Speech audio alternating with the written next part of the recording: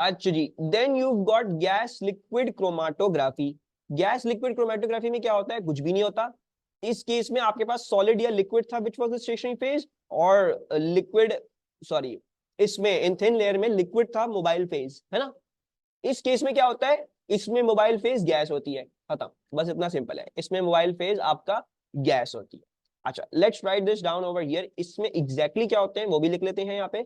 इसमें जो आपका स्टेशनरी फेज होता है, it's a high boiling point liquid adsorbed onto a solvent।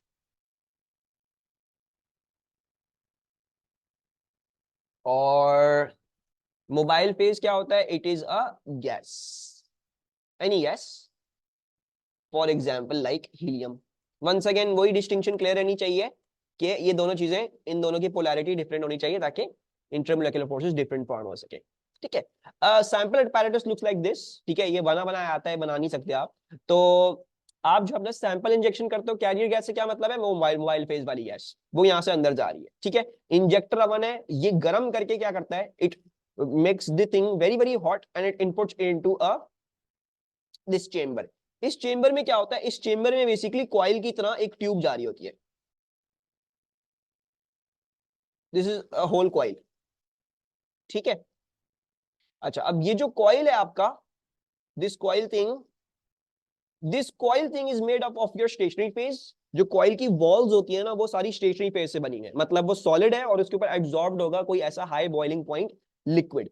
और इसके बीच में, इस ट्यूब के अंदर जो चल रही है चीज, वो आपकी गैस होगी विच इज हीलियम या whatever gas you want to use. Basically apparatus इसका ये है, बड़ा ही सिंपल है, कुछ मुश्किल एज सच है नहीं। ठीक है, लुक्स मॉन्स्टरली डेंजरस लेकिन कुछ भी नहीं है। बस यहाँ से आप गर्म करके गैस अंदर डालते हो, बीच में कॉइल के थ्रू जो है वो यहाँ से यहाँ जो है वो चीज यहाँ पे आ रही होती है। ठीक है, तो बेसिकली ये होता है कि जो चीज वंस अगेन कॉइल के साथ अट्रैक्टेड होगी, मतलब स्टेशनरी पे, वो स्टेशनरी पे तो चिपक जाएगी, वो आगे ही नहीं आ पाएगी।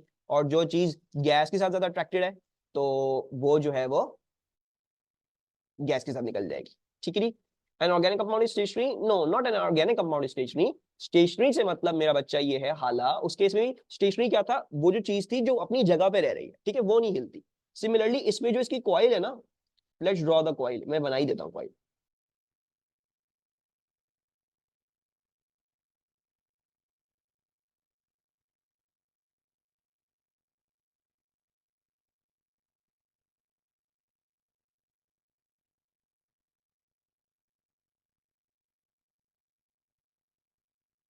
जो आपकी ये जो कॉइल है ना, no no not an organic compound हाला। ऑर्गेनिक कंपाउंड कैसे स्टेशनरी होगा? स्टेशनरी सॉलिड होगा, सॉलिड होगा। और इस केस में हमने क्या करा हुआ? हमने लिक्विड इस्तेमाल किया हुआ जो सॉलिड में जज्ब हो जाता है। एडजॉर्ब का मतलब जज्ब हो जाना। ठीक है जी, जैसे स्पंज में पानी जज्ब हो जाता है, तो इसी तरह ऐसा सॉलिड है जिसके अंदर वो आपका लिक्विड जज्ब हो जाएगा। ठीक है, सो हम बेसिकली ये कर रहे हैं हाला। So not any organic compound, you have to use a specific thing whatever that thing is going to be. ठीक है, बता दी जाएगा, पोलर है, नॉन पोलर है, आपका स्टेशनरी फेज वगैरह वगैरह वो बता दी जाएगा। ठीक है, सो द कॉइल, ये जो कॉइल है ना आपका, ये जो कॉइल की वॉल्स होंगी जिसमें लिक्विड एब्जॉर्ब है, जो जज्ब हुआ हुआ है लिक्विड, वो है आपका स्टेशनरी फेज। और आपकी गैस जो है, जो इन इस कॉइल के बीच में चल रही है, जो यहां तक आ रही है, वो है आपका मोबाइल फेज। ठीक है, फिर आपके पास यहां से जो है वो डिटेक्टर होता है इधर अवन में, और वो जो है वो सिग्नल प्रोसेस करके आपको एक ऐसा जो है वो दे देता है यहाँ पे चीज। ठीक है, ये मैंने यहाँ पे लेबल कर दिया है। Sample gas move through coils of tube coated with high boiling point liquid. अगर तो वो लिक्विड के साथ अट्रैक्टेड है, इस हाई बॉइलिंग पॉइंट, तो वो वहीं पे चिपक जाएगी। अगर गैस के साथ अट्रैक्टेड है तो गैस के साथ साथ साथ साथ जल्दी जल्दी यहाँ पे आपको बाहर मिल जाएगी। Oven is hot enough to turn all samples into gas. वो सबको जो है वो सैंपल, सब सारा सैंपल गैस में तब्दील कर देता है। एक क्रोमैटोग्राम, एक गैस लिक्विड क्रोमैटोग्राम आपको कुछ ऐसा दिखेगा। ठीक है, इंतहाई वाहियत सा, ये बहुत ही गंदी डायग्राम है। ठीक है, बट इसमें जो हमें समझना है over here, we only to understand that area under graph जो है वो आपका, that represents compound of each compound, मतलब आपको कितना मिला वो compound. It represents each compound. तो ऑब्वियसली इसका मतलब है अगर ये आपको कम मिल रहा है, तो ये आपके स्टेशनरी फेज में चिपक गया, कॉइल के अंदर ही रह गया, ये इतना बाहर नहीं आ सका। वेयर एज बस this one was the most attracted to the mobile phase and most least attracted to the stationary phase. तो ये इसीलिए मोबाइल फेज जल्दी जल्दी बाहर आ गया और उसका आपकी सबसे ज्यादा आपको इसकी कॉन्सेंट्रेशन मिल रही है. राइट, ये समझ में आ रहा है ये कैसे बन रहा है. ये अंदर ही रह गया बेचारा वन में, ये बंदा जो है वो बाहर जल्दी से आ गया चलता फिरता.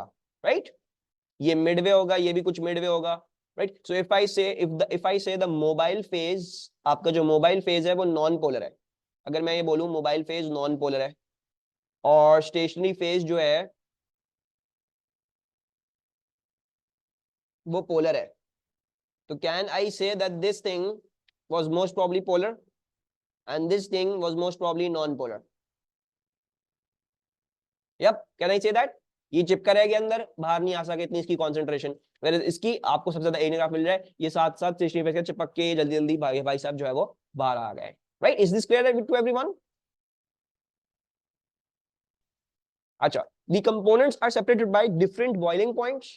एक चीज है बॉइलिंग पॉइंट भी, इसमें सिर्फ पोलैरिटी नहीं है, बॉइलिंग पॉइंट्स भी है. अगर किसी चीज का बॉइलिंग पॉइंट कम है तो मतलब है, इसका मतलब वो अभी गैस में होगी. मतलब अगर मैं आपको बोलूं फॉर एग्जांपल, मैंने इसके अंदर जो है वो डाली है, एक मैंने स्पीशी डाली लेट्स से मीथेन और दूसरी मैंने स्पीशी डाल दी ऑक्टेन.